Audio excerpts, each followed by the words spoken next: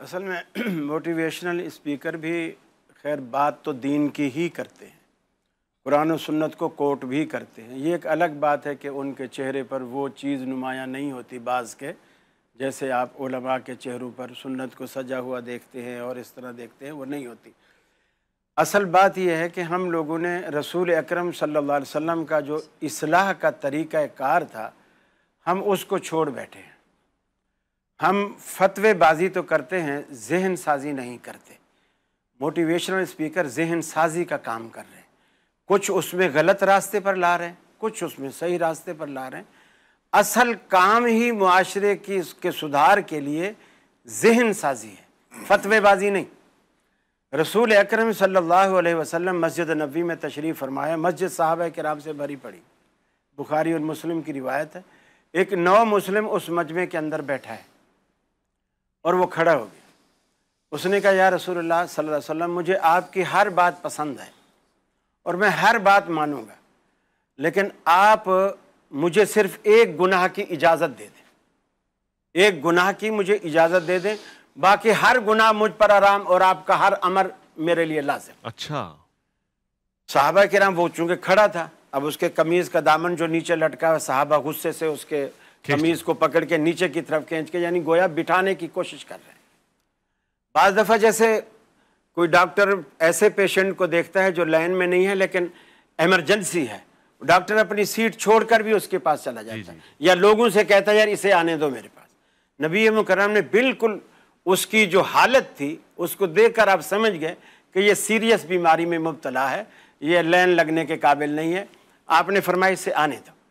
जब आपके करीब आया, अब देखिए नबी मुकर्रम जो रहमतुल्लिल आलमीन है, सहाबा कहते हैं आपने सबसे पहले उसकी कमर पर, उसके कंधे के करीब हाथ रखा और उसे 3 दुआएं दी। अच्छा, माशाल्लाह।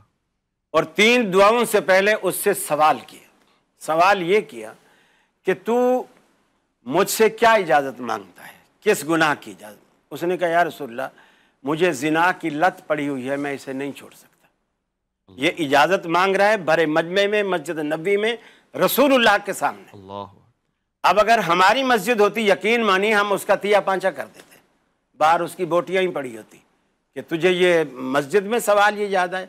अब अल्लाह के नबी के सामने ये जो इन चीज़ों को हराम करने के लिए आए, आपने जब उसके ज़मीर को झंझोड़ा और जहन साजी की, आपने फरमाया, तू जब ये इरादा लेकर किसी के पास जाएगा, इससे पहले मुझे अपने ज़मीर को टटोल कर एक सवाल का जवाब दे कि अगर यही इजाज़त मुझसे कोई और शख्स मांगे और उसका इरादा तेरी बहन की तरफ, माँ की तरफ या बेटी की तरफ, खाला फूफी की तरफ, आपने महरम रिश्ते गिनवाए, उसकी तरफ जाने का उसका इरादा हो, तो तेरा रिएक्शन क्या होगा?